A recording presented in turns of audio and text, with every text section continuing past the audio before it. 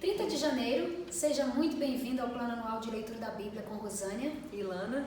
Hoje nós leremos Êxodo 36 ao 38, certo? Vamos lá.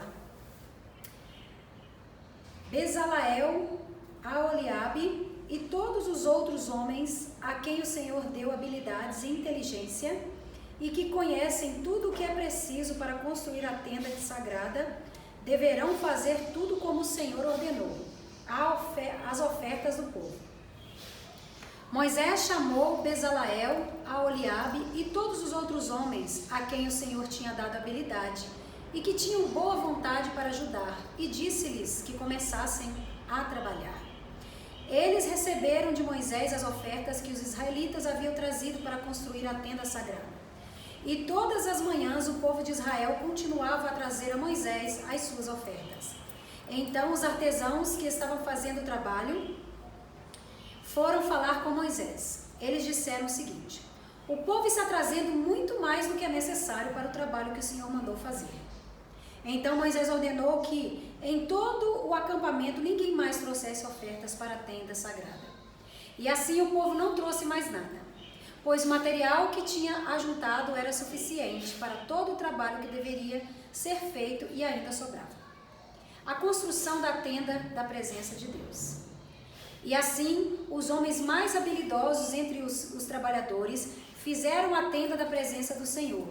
Eles a fizeram com 10 cortinas de tecido, feito de linho fino e de fios de lã azul, púrpura e vermelha. Nessas cortinas estavam bordadas figuras de querubins. Todas as cortinas eram do mesmo tamanho, medindo 12,5 metros de comprimento por 1,80 metro de largura. Eles costuraram 5 delas, umas nas outras, formando assim uma só peça, e fazendo a mesma coisa com as outras 5. Foram colocadas laçadas de tecido azul na beirada de fora da última cortina de cada uma das 2 peças de cortina. Puseram 50 laçadas na beirada da primeira cortina da primeira peça e 50 na beirada da última cortina da segunda peça, de modo que as laçadas ficaram de frente umas para as outras. Os 2 jogos de cortinas foram presos um no outro por meio de 50 prendedores de ouro, de modo que formavam uma só peça. De 11 pedaços de pano feitos de pelos de cabra fizeram uma cobertura para a tenda. E fizeram todos os pedaços do mesmo tamanho, isto é, todos tinham 13 metros e 30 de comprimento por 1,80 metro de largura. Costuraram 5 pedaços uns nos outros, formando uma peça, e os outros 6 formando outra peça. Foram colocadas 50 laçadas na beirada do último pedaço da primeira peça e 50 laçadas na beirada da outra peça. Depois fizeram 50 prendedores de bronze para prenderem as 2 peças uma na outra, a fim de que formassem uma cobertura só. Fizeram mais uma cobertura de peles de carneiro tingidas de vermelho, e em cima destas colocaram outra cobertura feita de peles finas. Prepararam também armações de madeira de acácia, a fim de formarem as paredes da tenda. Cada uma das armações tinham 4,45 metros de altura, por 67 centímetros de largura. Em cada armação havia 2 encaixes para juntarem uma à outra. Todas as armações tinham este encaixe. Fizeram 20 armações para o lado sul. Debaixo dessas 20 armações, puseram 40 bases de prata, 2 debaixo de cada armação, para firmarem os seus 2 encaixes. E para o lado norte da tenda fizeram 20 armações, e 40 bases de prata, 2 para cada armação. Para o lado de trás da tenda, o lado oeste, fizeram 6 armações, e mais 2 armações para os cantos. Essas armações dos cantos foram juntadas na base, formando uma só peça, até a primeira argola que ficava na parte de cima. As 2 armações que formavam os 2 cantos foram colocadas desse jeito. Assim, havia 8 armações e 16 bases de prata, 2 para cada armação.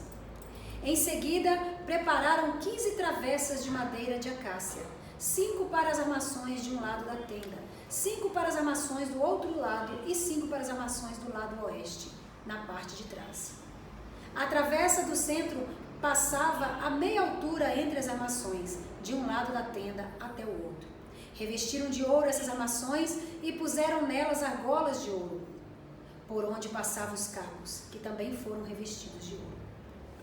Fizeram também uma cortina de tecido feito de linho fino e de fios de lã azul, púrpura e vermelha, e bordada com figuras de querubins. Para segurarem essa cortina foram feitos 4 postes de madeira de acácia, revestida de ouro. Os prendedores das cortinas eram de ouro, e as 4 bases dos seus postes eram de prata.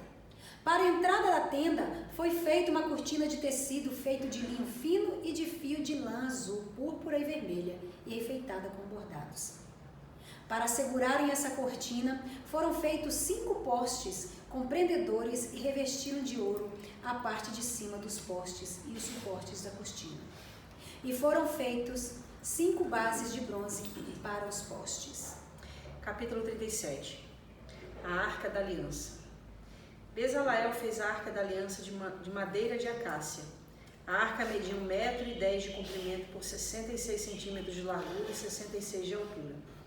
Ele a revestiu de ouro puro por dentro e por fora, e pôs em toda a volta o remate de ouro.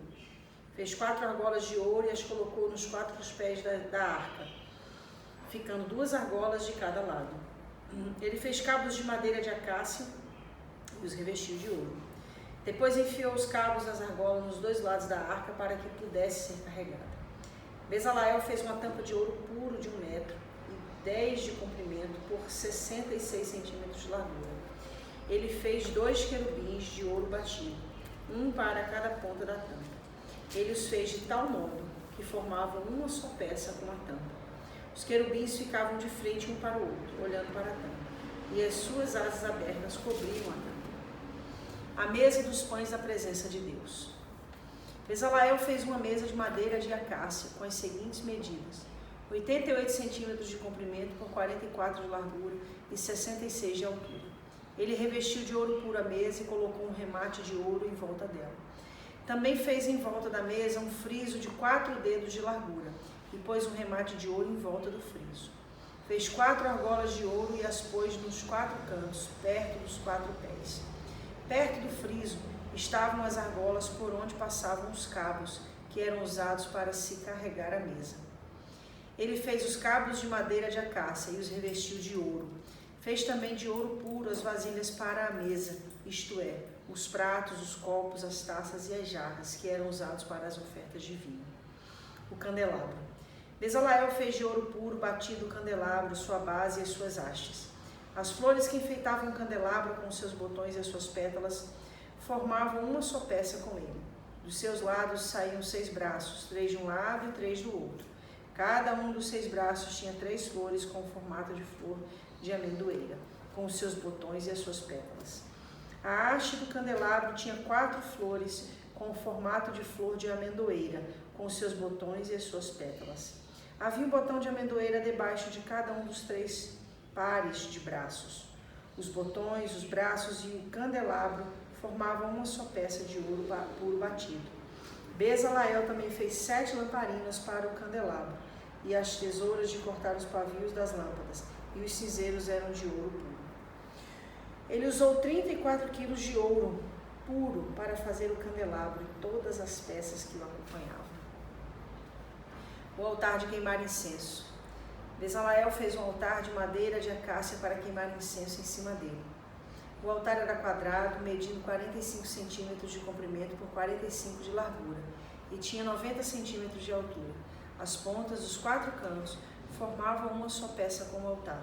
Bezaleel revestiu de ouro puro a tampa, os 4 lados e as pontas, e colocou um remate de ouro em volta do altar. Também fez 2 argolas de ouro e as colocou debaixo do remate, uma de cada lado.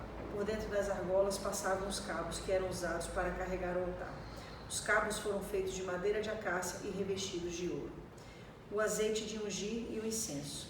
Bezaleel preparou o azeite sagrado de ungir e o incenso puro de cheiro agradável misturado com o perfume. Pois, 38 agora. Vamos lá. O altar para os sacrifícios queimados. Para os sacrifícios que eram completamente queimados, Bezaleel fez um altar de madeira de acácia.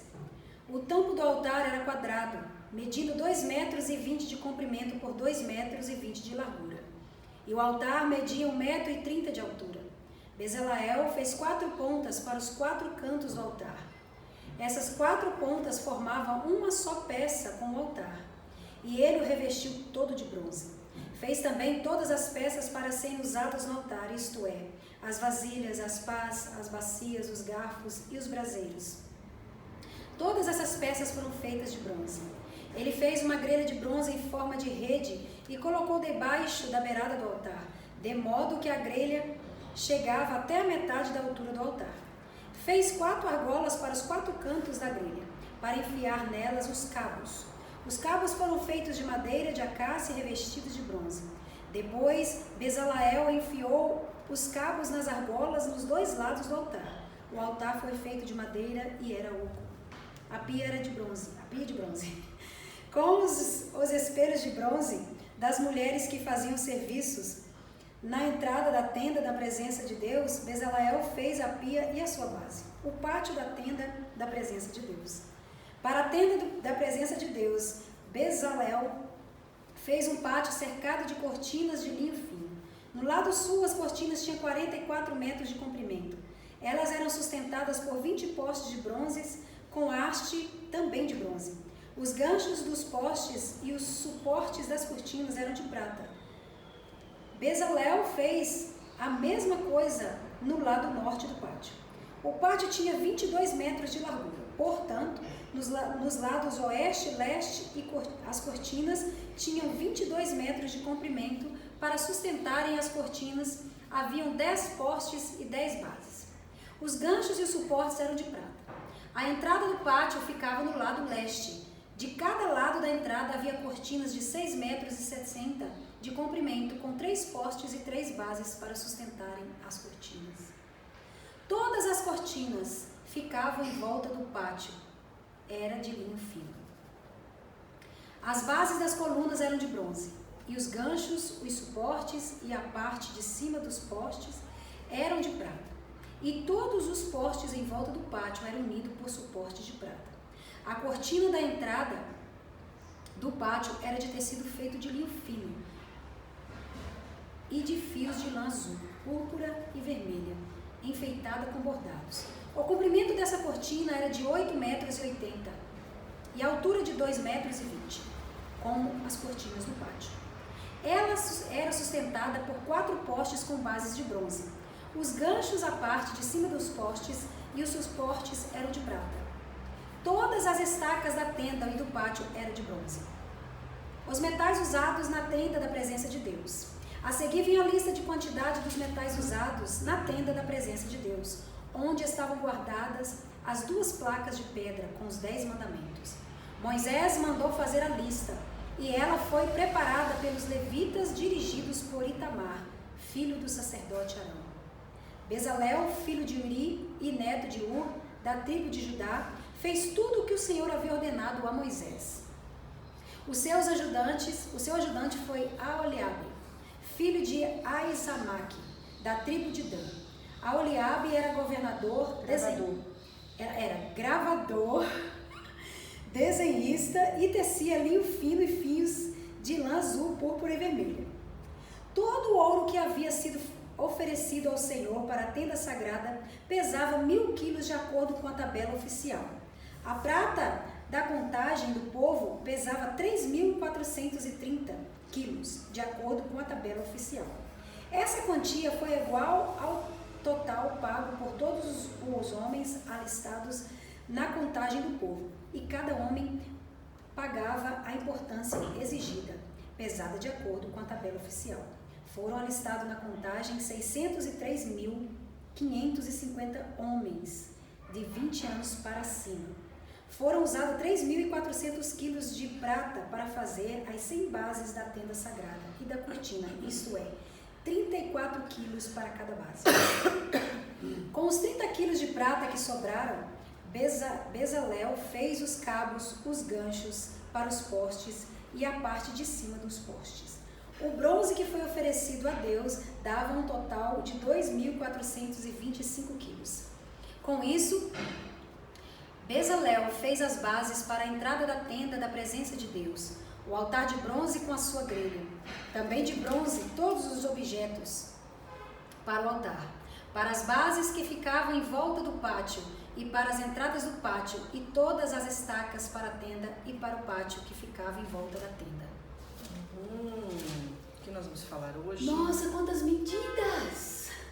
Eu queria falar de muitas coisas, mas vou esperar você pontuar seu ponto de vista inicial.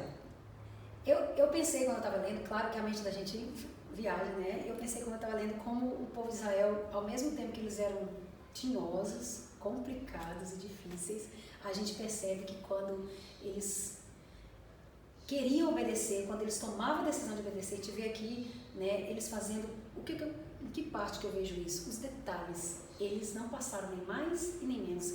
E eu vi esses textos aqui mostrando como eles foram fiéis a tudo quanto o Senhor havia ordenado a Moisés que fizesse, né? E embora eles fossem tinhosos, eles tinham esse lado de obediência. É como se eles tivessem sido ensinados no processo, como pelo menos essa geração aqui, né? Como se tivesse chegado nesse processo de fazer exatamente como Deus tinha ordenado, que depois vem outras gerações até chegar a gente, né? Mas eu percebi isso muito latente nesses capítulos. O que a palavra deixa claro é que quando as gerações, né, se dispõem a obedecer a Deus, elas conseguem realizar grandes e maravilhosas coisas no nome do Senhor. Sem dúvida, Israel tem essa peculiaridade da desobediência. Ninguém viu, né, o que Israel viu. Ninguém testemunhou o que Israel testemunhou. Então, automaticamente, a gente pensa, sim, que eles tinham uma obrigação de serem muito mais dispostos e prontos a obedecerem do que toda a narrativa bíblica nos testemunha a respeito. Eu queria falar um pouquinho de Bezalel. Eu vi que você ficou... Eu estou impressionada, sim, com a questão de que, se eu for contar, eu comecei a marcar aqui a quantidade de vezes que o nome de Bezalel aparece. E assim, são incontáveis vezes. Eu acredito que existem muitos outros que fizeram coisas que a gente considera grandiosas e que a gente consegue lembrar do nome deles, como Davi, Salomão e outros grandes homens da Bíblia, outros grandes heróis da fé. Mas ninguém fala de Bezalel. E a Bíblia fala tanto de Bezalel. Você vê ele como uma pessoa constante, sim, né? Eu vejo ele como aquela pessoa que recebeu uma responsabilidade e cumpriu. E muitas vezes a gente não consegue enxergar a grandeza das coisas que Deus nos dá para fazer, independente da grandeza que a gente agregue a elas. Porque muitas vezes a gente acha que grandioso é aquele trabalho, aquele ministério que parece ser algo mais evidente. Bezalel, o que ele fez foi tudo por trás dos bastidores, né? Mas, obviamente, agindo efetivamente.